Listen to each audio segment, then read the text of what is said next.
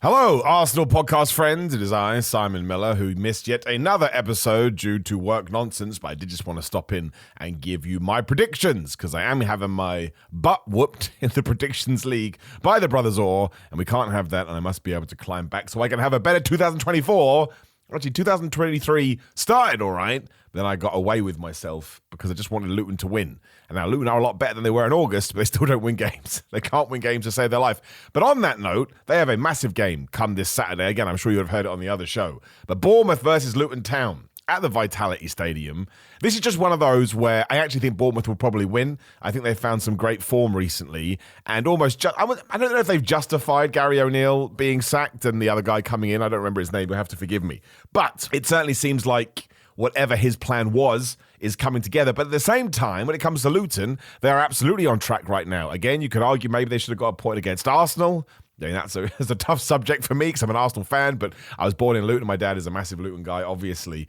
But the Manchester City result was, I don't think anybody predicted that those two games would have been 4-3 and 2-1, right? So I think Luton have to go there and get something. I actually think it's going to be a draw, so I'm going to go with 1-1. Now what will happen is Luton win, and I'll feel terrible, but I'm going to go with a 1-1 draw because I think Luton will get a goal, and then I think they'll defend for their lives, but I think Bournemouth will probably be able to find a way through. But I still think that's massive because the idea Luton have to do now, given that Everton have also found some form, is just stop those teams getting away from them. And that also means eventually when they do play Sheffield United and Burnley again, have to get 3 points. Nottingham Forest versus Tottenham. I think this game, something on the Friday night. I think this game has come a bit early for Nottingham Forest. Again, they had a dismal time recently. They can't find any form. They're all sorts of inconsistent. They don't really have they've got people that can score goals, but they're not really finding their feet with it. I mean, that's a terrible thing to say when you're doing a football show. I mean, they did get that 1-1 draw with Wolves the week prior, and I think it was 2 weeks ago when they got whooped by Fulham. Is that right? It was recently, right? Although Fulham went on to do it again, so maybe that's more indicative of what Fulham are doing than Nottingham Forest. But, I thought Tottenham, devastatingly, hate saying it, looked really, really good in their last match. They really took Newcastle to task, and I think they'll be buoyed up by that. And I don't know if anyone's coming back from injury. I don't think so. I don't think Maddison is ready again. But if once they get Maddison, they'll be going. So I think it's going to be a 2-1, maybe even a 3-1, but I go 2-1 to Tottenham. Chelsea versus Sheffield United. Look, Chelsea aren't very good. Sorry to anyone that is a Chelsea fan. I don't mean to be horrible. But, it's... there's just no consistency. There's no consistency whatsoever. But you're playing Sheffield United, and the thing with Sheffield United is that, actually, you know what? I was about to say they're already done, but Chrissy Wilder just came in. Don't know why I called him Chrissy like he's my mate. That kind of has changed my opinion. I forgot that had happened. Do you know what? I'm going to go for a draw. This is tough now. And I know what the guys have said. I haven't heard Scott and Joey's predictions, so I'm absolutely going nuts here. I'm going to go a 2-2 draw, genuinely, or a 1-1. The point is it's going to be a draw, and it's going to be nuts. And then maybe people have to start asking the question about Pochettino. And I like Pochettino, but for one reason or another, it's not quite clicking. Man City versus Crystal Palace. Man City, I'm going to go 3-1. Well, the Crystal Palace have been a bogey team, but that's been more at the Etihad. I remember that goal that Townsend scored a few years ago that was so good. And once again, Manchester City aren't firing on all cylinders right now either, but they're still Manchester City. Haaland had a rest. I believe his foot is better. Nice and quick, 3-1. Worried a little bit about Palace. Kind of feels like maybe we shouldn't have stuck with Hodgson. They were linked with someone else recently. Who the hell was that? I think it was Steve Cooper, unless he left Nottingham Forest, which may be a Gary O'Neill situation. So maybe that's something that Forest fans need to think about. Never forget Alan Kirbishley at Charlton. All Charlton fans like, get rid of him, get rid of him. We got rid of him, and it all went bad. Don't know why I said we. I'm not a Charlton fan, but either way, Man City win. Maybe Crystal Palace have a new manager when we move into January and the transfer window opens. Newcastle versus Fulham is now a fascinating game because Fulham have scored 10 goals in 2 games, right? Yeah. 5-0 against West Ham, 5-0 against Nottingham Forest. And Newcastle aren't bad, but they did just suffer that defeat to Tottenham, and their squad is still slightly depleted. What did they do the week before? I think that's where this is really going to tie in. I can't remember what happened yesterday. I don't remember what Newcastle's last game was before this. And they lost 3-0 to Everton too. So, man, they're on a bad run. All right, let's pull it out of the bag. I'm going to say Fulham are going to win.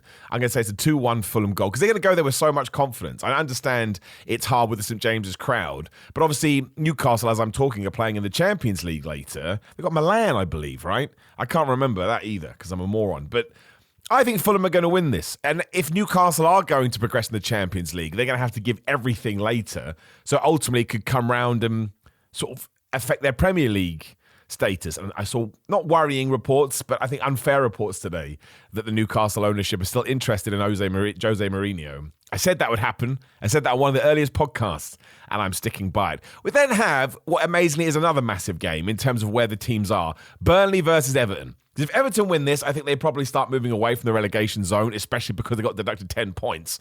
Whereas Burnley have to get a win. But they're not going to. Everton actually look really decent.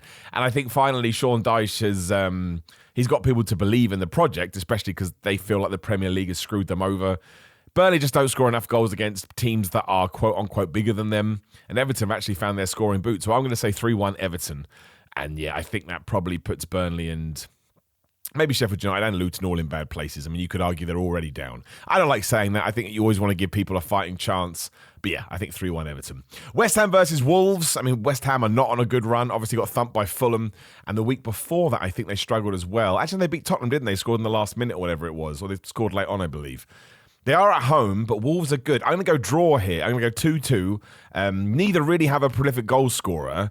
But I just have kind of a feeling that both defences, I mean, not leaky per se, they're quite tight. But I mean, I don't think they don't get many 0-0s. Like Wolves Forest was 1-1, and you got the 2-1 Tottenham West Ham.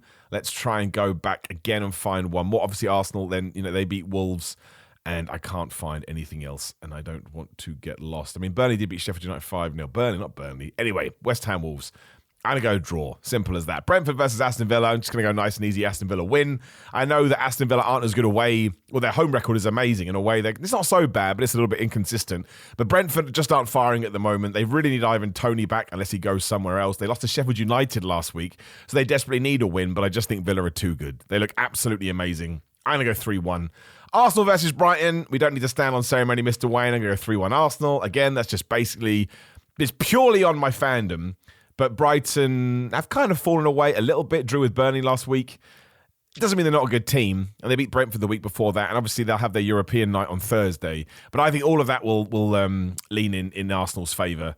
And Arsenal need to win, right? They desperately need a win after what happened last week against Villa. You don't want people to get ahead of you, which obviously ties into our next game, Liverpool-Manchester United. Now, if you're a Manchester United fan, I think you should be very worried about this. I watched the Bayern Munich game last night. I don't think you played badly, but you played without any kind of a spirit, which I was surprised by. I thought you were going to be a runaway freight train, and Bayern didn't really get out of second gear. Now, obviously, massive derby, arguably the biggest derby or the biggest rivalry in all of the Premier League. Liverpool, I wouldn't say they're on form. They're doing very much what Arsenal are doing. They're getting wins regardless, but that actually means you're a pretty damn good team. And Manchester United just can't find anything. They've lost Varane, they've lost Maguire, they lost Shaw.